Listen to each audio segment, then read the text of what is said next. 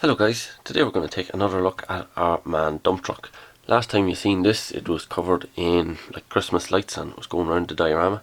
But what I really want to do is make it into a flatbed truck. So my plan is to take one of these, I think it's a Kane trailer, Kane Low Loader trailer. You've seen me convert one of these to electric, so the tail board moves up and down.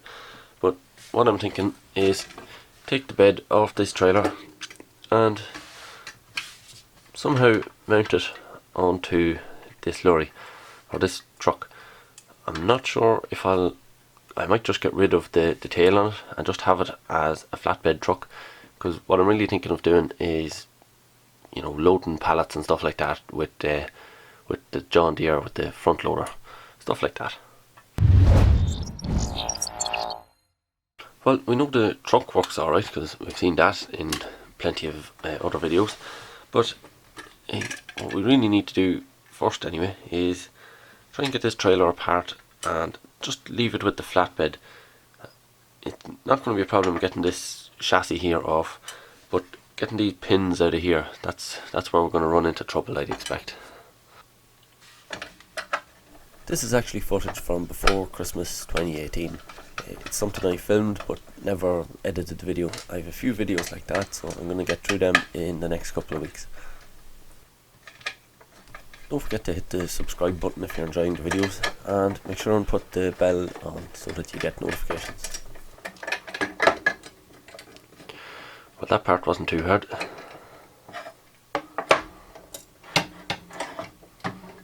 Well, it looks like the pins don't actually go too far in here, so if I can get something thin enough to go in from this side, I should be able to tap them out, but I don't think I'll be able to do it in front of the camera anyway, so I'll try and get this part apart. Well, a little bit of manhandling and we got it apart. You can see it has a few scratches here from just where I was trying to tap out those two pins, and you can see them there. Wasn't terribly difficult, just had to be fairly give it a couple of good plouts and they came out like. So this is our flatbed now, and it's kind of lining up alright. You have this bolt area here and there's a hole at the back there, so if you line that up, it's going to pretty much end up perfectly. Then the other bolt hole, which is around about here, is coming over in this gap, so I could 3D print a piece to glue in there and we could screw the front on as well. Now, as well as that, I'll need to put in some sort of filler along here to get rid of these wheel well holes, because obviously they don't line up, and also there's a third wheel missing off the back.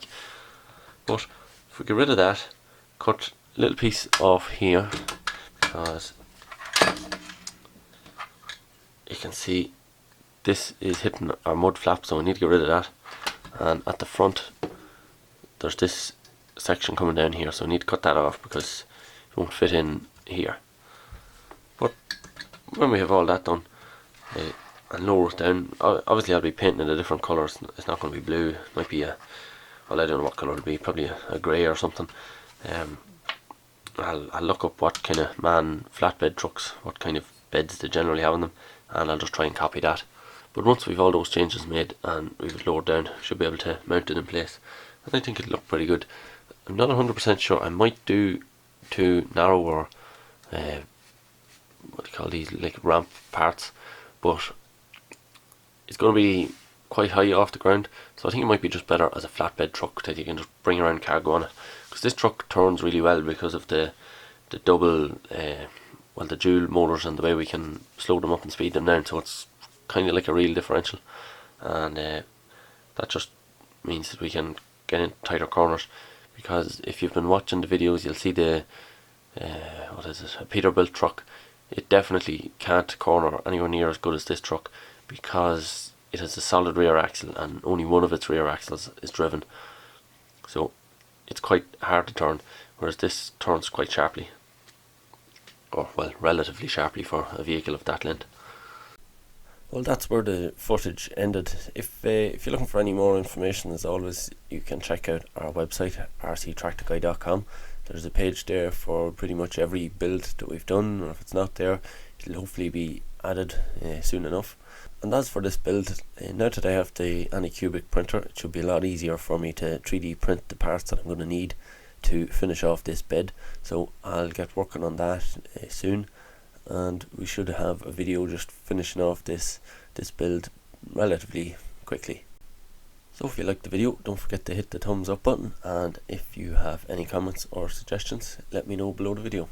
Thanks very much for watching.